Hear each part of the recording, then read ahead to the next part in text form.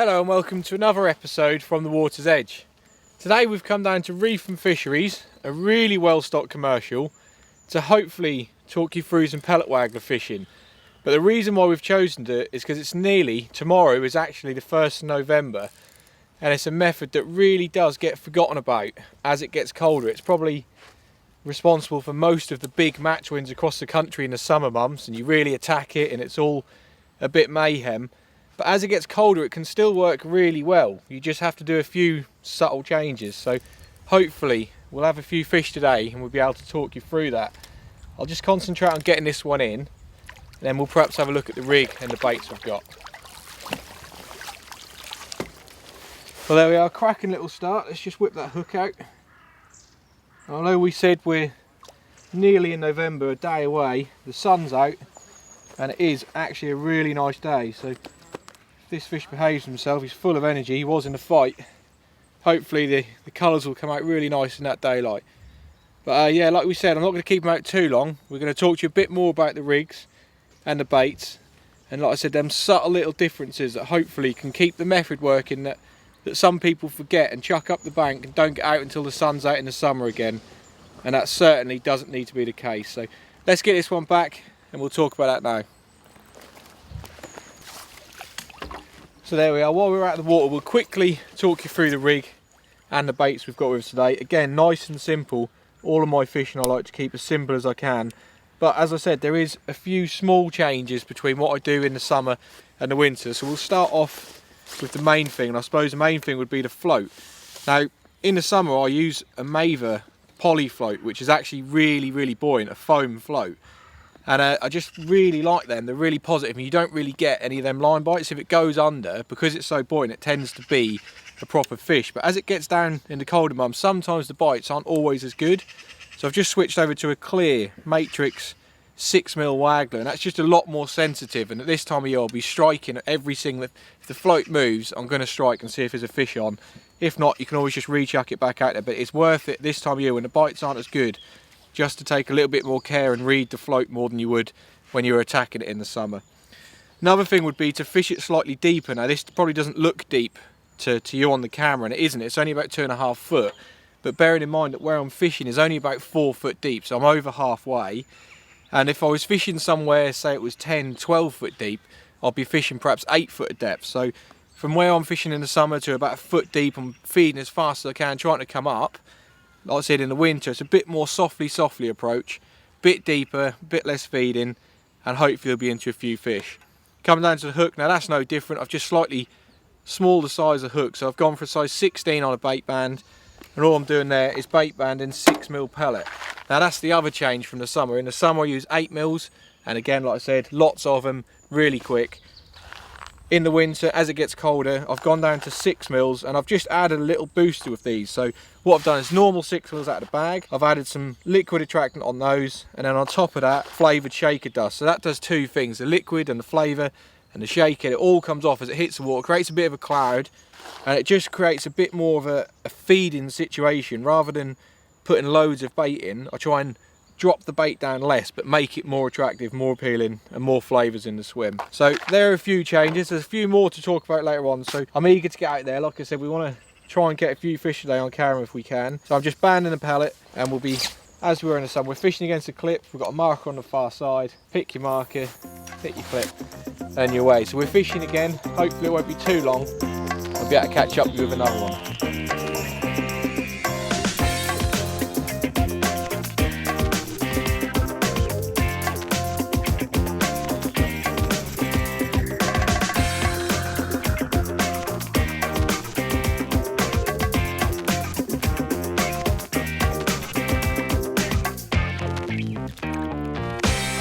There we are, into another fish. Steadily kept that bait going in, and I think the noise is more than anything. And then, like I said, with the extra liquid attractant and flavouring, I think it creates a little cloud and a bit of a feeding atmosphere, and it does produce good results. But more importantly, I suppose what we need to talk about is the way in which you feed it, and this is the biggest difference between now and summer.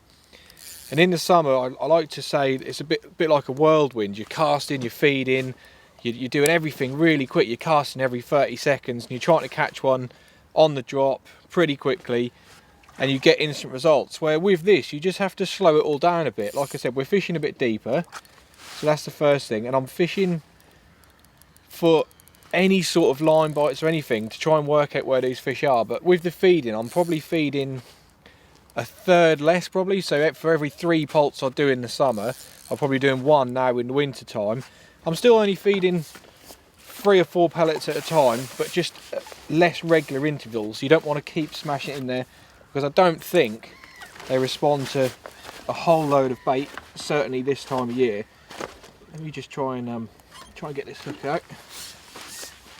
Cracking colours on this one. Bit of a ghosty. But yeah, not the biggest fish, but he put up a good account for himself. They're all fighting really hard. They're fighting like summer fish. And like I said, this is a method that really does get forgotten about this time of year, and it really doesn't need to be. So let's slip this one back, get another bait out there. I'm sure there's more fish. It's for him starting to liven up slowly as you're sort of making it happen. They really are hopefully going to start coming thick and fast. But let's get him back.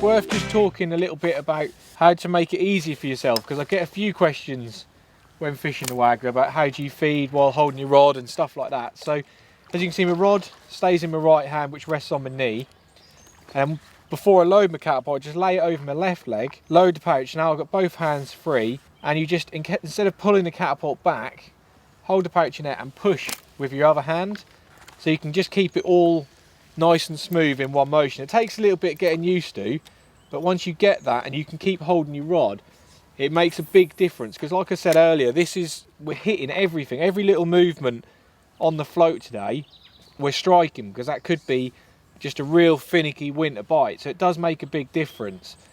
And while I'm on the subject of talking about winter pellet waggler fishing and being finicky, a few of these fish today I've caught on a little bit of a twitch, and all that is just a quick half turn of the reel handle. It just lifts that pellet up, bit of movement, and they grab hold of it. I just think that this is more about this time of year trying to aggravate them or entice them into picking your bait up. Like I said, if in the warmer months, they're just swimming around, going mental, pushing each other out of the way, and it is a lot easier. Plus, this is a bit more having to work harder, but you can definitely put a weight together if you get it right. It doesn't work on every fishery, and I probably would say it works better on real deep fishery. I know it's not deep here today, but there's a good head of fish in here. But certainly on venues where it's really deep, the fish sit in a sort of like a thermal layer. Basically, this time of year there'll be a warm layer somewhere. It won't be at the bottom, it won't be at the top. Somewhere in the middle-ish, perhaps a bit higher, a bit lower, you've got to work that out, is a warmer layer of water, and that's tends to be where they're sitting. So if you can put a bait in that layer, you're basically cutting out all the rest of the wasted water, which is either lower or higher than that. So again, another thing you have to do is move the Waggler up and down, or change your depths all the time, rather than just fishing a foot deep, which I would be if it was really going for it. I'm probably fishing 5 or 10 minutes at a certain depth, and then I'm changing to something different if I haven't had a bite. And just slowly you build a picture in your head of where they are, how much food they want, do they want it moving, and that's when you start to crack it and you do get better results. It's hopefully going to be another fish on here soon. I would hope while I was talking to you there I was going to get one on camera, but that's always a curse of the camera. I'm going to plug away at this. I'm going to see if they like it on the drop. So I'm doing a few casts at the minute, but if that doesn't work, I'll sit it and leave it static. I'll play some depths around, and we'll just continually work at it. The harder we work, the more we're going to catch. So there we go. That one hardly moved the float. The float didn't actually go under, it just twitched. And I really do just think I don't really think they want to eat it. It's more you just aggravate them, as I said, and they snatch at it. I think more often than not they're coming in just out of pure curiosity And if it was us and we weren't sure what it was, obviously you'd touch it and you'd feel it and you'd try and work out. But they can't do that, they have to eat it. And I think that's what them little twitches are, them really shy bites. It's just them, out of pure curiosity, not hunger, just having a look at what it is, what's making that noise. And they're the ones that you can trick almost into the net. But that's another fish. There we go, he's ours. See if we can have a look at him.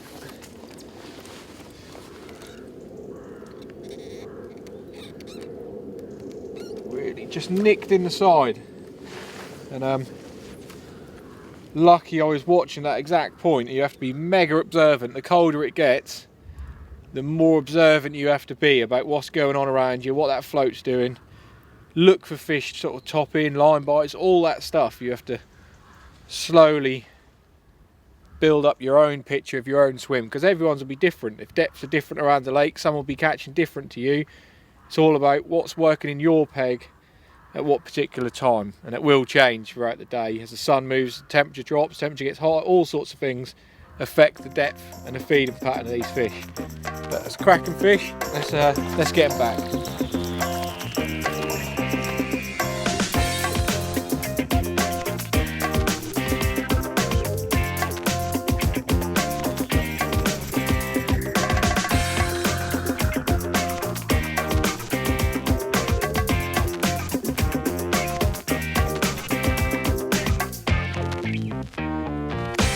Another fish, this time a really good bite, which was complete opposite to what all the others have been all day. I said they've been really finicky, but this one really grabbed hold of it.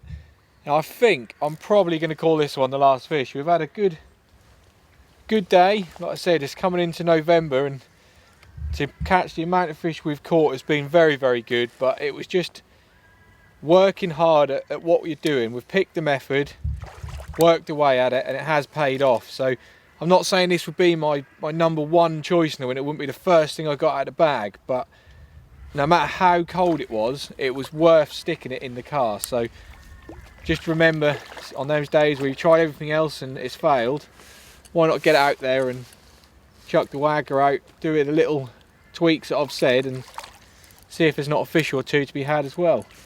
But it looks like a decent fish to end on. There we are. Well pleased with that to finish on. Another common. We've had a right mixture today of commons, mirrors, some nice sized fish. This one's pretty fat. I reckon he's been eating them pellets all day, and we've only just managed to trick him. But what a lovely fish to end on. And I hope it's inspired you to go out and give it a go when, if you didn't think it would work, perhaps you now do. But as always, thanks for watching. I hope you enjoyed it, and we'll see you again on the next one. Yeah, great fish to end on, and what has been an absolutely brilliant day, especially coming up to the 1st November tomorrow. But I'm going to head off home, as I mentioned. Oh, no.